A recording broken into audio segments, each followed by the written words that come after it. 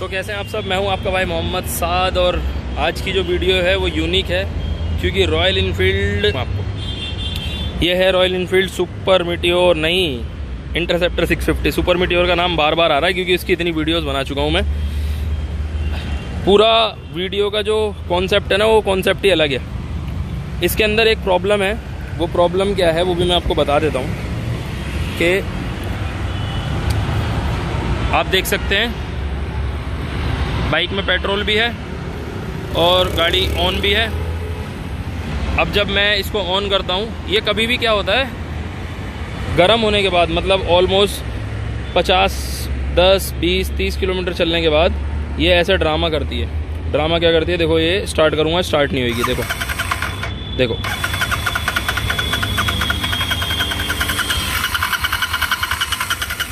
ठीक है, दोनों स्पार्क प्लग भी ठीक लगे हुए हैं, इधर वाला भी। मैं इधर से भी दिखा देता हूँ आपको। कभी आप सोचें कि यार स्पार्क प्लग नहीं लगे हुए, स्पार्क प्लग भी ठीक लगे हुए हैं। सारी चीज़ ओके है, गाड़ी के अंदर पेट्रोल भी है, सारी वायरिंग ओके है, सारे स्विचेस ओके हैं। देखो अगर ये स्विच ऑफ होगा तो सेल्फ ही नहीं लगेगा, करेक्ट। ये स्विच ऑन करा और अब देखना, देखो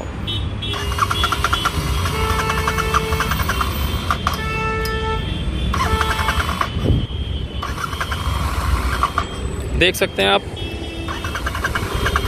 ये प्रॉब्लम जो है वो है फ्यूल इंजेक्शन की।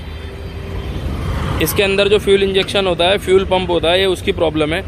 जो मैंने अभी तक के ऑब्जर्वेशन की है वो ये की है कि जब ये गाड़ी 20-30 किलोमीटर चलती है, पर्टिकुलर इस गाड़ी की बात हो रही है, हर गाड़ी की बात नहीं हो रही। जब ये गाड़ी 20-30 किलोमीटर चलती है तो चलने के बाद इसका फ्यूल पंप की जो मोटर होती है, जो पेट्रोल इंजन में फेंकती है, जो पेट्रोल इंजन में ट्रांसफ़र करती है, वो मोटर हो जाती है बंद और उसके बाद में ये इस तरीके का ड्रामा करती है। आप लोगों से मैं एक बात कहूँगा कि जब भी आप कोई भी गाड़ी खरीदें इस तरीके की, मतलब 650 सीसी की कोई भी बाइक लें या फ्यूल इंजेक्शन वाली कोई भी बाइक लें, किसी भी ब्रांड की कोई भी बाइक लें आप, तो आप इस चीज़ को श्योर हो जाएं एक बार सर्विस सेंटर ले जाके कि भाई इसका फ्यूल इंजेक्शन चेक कर दो आप, वो प्रॉपर है कि नहीं। और उसको चेक करने का सिंपल तरीका यह है कि जब आप लेके जाएंगे ना तो वो लोग टंकी खोल के फ्यूल इंजेक्शन की हालत देख लेंगे, जो फ्यूल पंप होता है बेसिकली उसकी हालत देख लेंगे कि क्या है, वो चलने वाला है कि नहीं। मेरा ये जो फ्यूल पंप है ये ख़त्म हो चुका है, ये कभी भी अपने आप बंद हो जाता है। आज मैं इसको सर्विस सेंटर ही लेके जा रहा था तो उसी बीच ये इस वक्त ITO चौक पे बंद हो गई। अब मैंने कॉल करा है रोड साइड असिस्टेंट, अभी वो लोग आएंगे, उसके बाद में वो ही इसे लेके जाएंगे। अब कैसे लेके जाते हैं वो उनका काम है, वो जानेंगे क्योंकि हम लोगों ने तो सर्विस ले रखी है, कोई मसले वाली बात नहीं। तब तक मैं इसकी एक छोटी सी बात बताता हूँ आपको। वो ये है कि जो लोग इंटरसेप्टर या GT लेने का प्लान कर रहे हैं ना, वो मेरे भाई लोग ज़रूर ध्यान रखना कि आप अलॉय व्हील वाली ही बाइक लेना। ये अलॉय व्हील वाली ही बाइक लेना, आप नॉर्मल बाइक मत लेना जिसके अंदर फोक्स आते हैं, स्पोक्स व्हील आते हैं, सॉरी, वो मत लेना आप। उसका रीज़न ये है कि ये मेरी बाइक जो थी इसमें पहले अलॉय व्हील नहीं थे, तो होता क्या था 80-90 की स्पीड में जाने के बाद ये जो बाइक है ये ऐसे ऐसे ऐसे ऐसे होती थी। मतलब मेरी जो सुपर मीटियोर है वो तो राइट में पुल हो जाती है, ये वॉबलिंग करती थी ऐसे ऐसे ऐसे ऐसे। तो इसके लिए मैं कौन सी जगह नहीं गया, मैं सर्विस सेंटर भी गया। सर्विस सेंटर वाले क्या करते थे, इसको नॉर्मल अलॉय जो रिम होता था उसको थोड़ा बहुत एडजस्ट कर देते थे, आगे वाले को भी और पिछले वाले को भी, और कहते थे सर अब चला के देखना। फिर वो होती थी 80-90 की स्पीड में, ऐसे ऐसे 100 की स्पीड में। और ये मैं अकेला नहीं हूँ, कभी आप सोचें कि मैं इस गाड़ी को बदनाम कर रहा हूँ, मैं गाड़ी को बदनाम नहीं कर रहा। गाड़ी तो इतनी अच्छी है कि इसका जो गियर शिफ्टिंग है वो इतना स्मूथ है, क्लच जो है वो इतना स्मूथ है, बहुत ही ज़्यादा स्मूथ है क्लच भी और गियर शिफ्टिंग भी। सीरियसली गाड़ी बहुत अच्छी है, माइलेज के मामले में बहुत अच्छी है, पिकअप के मामले में भी बहुत ही अच्छी है, क्योंकि इसका पिकअप मुझे सुपर मीटियोर से ज़्यादा अच्छा लगता है। उसका रीज़न ये भी हो सकता है कि ये जो गाड़ी है इसके अंदर जो पंच है वो पंच इसलिए है कि ये लाइट वेट है, सुपर मीटियोर भारी है। मैं आता हूँ बैक टू द पॉइंट कि जो भाई भी GT या इंटरसेप्टर लेना चाहता है वो मेरा भाई अलॉय व्हील वाली ही गाड़ी ले। बिना अलॉय व्हील वाली गाड़ी लेंगे तो उनके साथ ये प्रॉब्लम होती है। और इस चीज़ को जब मैं थक चुका तो मैं आफ्टर मार्केट भी लेकर गया। करोल बाग में एक है तिलक अंकल, वो तिलक व्हील्स का काम करते हैं, व्हील का नाम है उनका, तिलक व्हील नाम से दुकान है, वो व्हील अलाइनमेंट करते हैं। तो मैं उन पे भी लेकर गया तो उन लोगों ने क्या करा, अंकल ने मेरे से लिए 800 रुपये, 400 रुपये पिछले व्हील के और 400 रुपये अगले व्हील के। उन्होंने जो उस पर स्पोक्स होते हैं, तिल्लियाँ होती हैं, उसे टाइट कर दिया, लेकिन उससे भी काम नहीं बना। जी हाँ, उससे भी मेरा काम नहीं बना। और फिर मैं अंकल से क्या ही बहस करता जब काम नहीं बना। फिर मुझे किसी सर्विस सेंटर वाले ने फिर मुझे किसी सर्विस सेंटर वाले ने ही सलाह दी कि मेरे भाई आप इसके अंदर अलॉय लगवा लो और आपका जो प्रॉब्लम है वो सॉर्ट आउट हो जाएगा। उससे पहले लोगों ने ऐसी भी सलाह दी थी कि टायर ख़राब हो जाते हैं, टायर चेंज कर लो आप, टायर की वजह से भी दिक्कत होती है। लेकिन टायर की वजह से प्रॉब्लम मुझे फील हुई नहीं, क्योंकि टायर तो बिल्कुल नए हैं मेरे, अगर आप देखेंगे तो बिल्कुल नए टायर हैं। और मेरी बाइक ज़्यादा भी नहीं चली हुई है, अगर आप ये भी देखेंगे तो मेरी बाइक चली हुई है 2065 किलोमीटर। लुक मैं आपको मीटर पे दिखाता हूँ, इट्स 2065 किलोमीटर चली हुई बाइक है मेरी है। जी हाँ, तो ज़्यादा भी नहीं चली हुई कि इसके अंदर टायर ख़राब हो जाएंगे।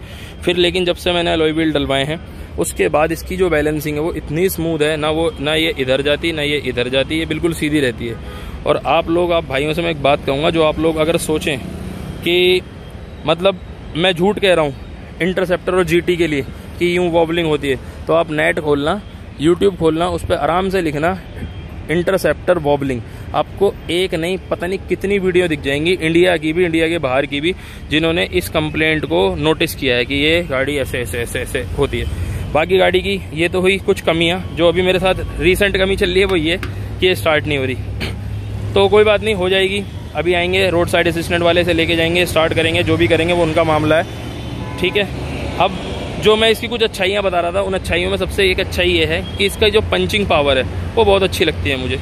दूसरा, इस बाइक के अंदर वाइब्रेशंस नहीं है। जी हाँ, मैं दोबारा उस पॉइंट पे आऊँगा जो मैंने सुपर मीटियोर के अंदर बोला था ना कि 110-120 के बाद वाइब्रेट होता है हैंडल हल्का हल्का, इसके अंदर वो भी नहीं है, बहुत ही ओके है इसकी वाइब्रेशन, किसी भी तरीके की इसमें वाइब्रेशंस नहीं है। इसका जो इंजन और थ्रॉटल रिस्पॉन्स है वो भी मुझे बहुत बढ़िया लगता है। पिछले ब्रेक सीरियसली कहूँगा, बिल्कुल सीरियसली, मैं जो सच होता है सच बोलता हूँ, झूठ होता है झूठ बोलता नहीं हूँ बिल्कुल भी। मतलब ऐसा कहते हैं लोग, सच होता है तो सच, झूठ होता है तो झूठ, लेकिन मैं सच बोलता हूँ। जो सीरियस और जेन्युइन रिव्यू होता है वो बताता हूँ। इसके पिछले ब्रेक उतने अच्छे नहीं हैं जितने सुपर मीटियोर के हैं। उसका रीज़न है, एक सुपर मीटियोर में पीछे 2 पिस्टन लगे हुए हैं। ये अगर आप देखेंगे कैलिपर एक है, इस कैलिपर के अंदर एक पिस्टन है, उसका जो कैलिपर है वो बड़ा है और उसके अंदर ऐसे 2 पिस्टन लगे हुए हैं, और उसकी जो पिछली डिस्क है वो भी बहुत बड़ी है। तो इस वजह से जो उसके पिछले ब्रेक हैं वो डेफिनेटली बहुत ही अच्छे हैं इसके मुकाबले, और इसके अगले ब्रेक नो डाउट साफ़ हैं, अच्छे हैं, कोई दिक्कत नहीं है। इसके अंदर एक मसला ये है, अगर आप लोग नोटिस करेंगे तो मैं आपको बताता हूँ, जो इसकी डिस्क है वो 2 पार्ट्स में बटी हुई है, एक पार्ट ये है, एक पार्ट ये है। जब डिस्क जो कैलिपर है वो इस पार्ट को रोकता है, जैसे इस पार्ट को रोकेगा तो यहाँ पे ऐसे झटका लगेगा, इस पे यूँ ऐसे झटका लगेगा डिस्क पे, क्योंकि वो रोकता इस पार्ट को है, और अलॉय चल रहा है आपका इस पार्ट पे, ठीक है। आप देख सकते हैं जो अलॉय की फिटिंग है वो इस पार्ट पे है। जब इसे रोकते हैं तो ये दोनों चीज़ यूँ आपस में कट करती हैं। ये एक प्रॉब्लम नहीं है, लेकिन मुझे लगी थी तो मैंने चेक करवा ली कंपनी में। कंपनी वालों ने बोला सर कोई दिक्कत वाली बात नहीं है, इसके अंदर कोई टेंशन वाली ऐसी दिक्कत नहीं है। तो नहीं है तो नहीं है, नो प्रॉब्लम, क्योंकि वो पार्ट ऑब्वियसली मुझे भी दिख रहा है 2 पार्ट्स में बटा हुआ है, वो जो डिस्क है वो 2 पार्ट में बटी हुई है। सो बाकी इसके अंदर ऐसा कुछ नहीं है यार कि इसकी बुराई की जाए, क्योंकि ये बुराई करने लायक गाड़ी है नहीं। ये तो नॉर्मल प्रॉब्लम है जो मेरे साथ हो गई है, और वो वारंटी में ही कवर होगी ऑब्वियसली, किसी भी तरीके की कोई टेंशन वाली बात है नहीं। तो किसी तरीके की कोई दिक्कत नहीं है, बस एक दिक्कत है जो अभी ठीक हो जाएगी आज के अंदर। उसके बाद मैं आपको इसका वीडियो बना के दिखाऊंगा, चला के भी दिखाऊंगा, और फिर मैं आपको बताऊंगा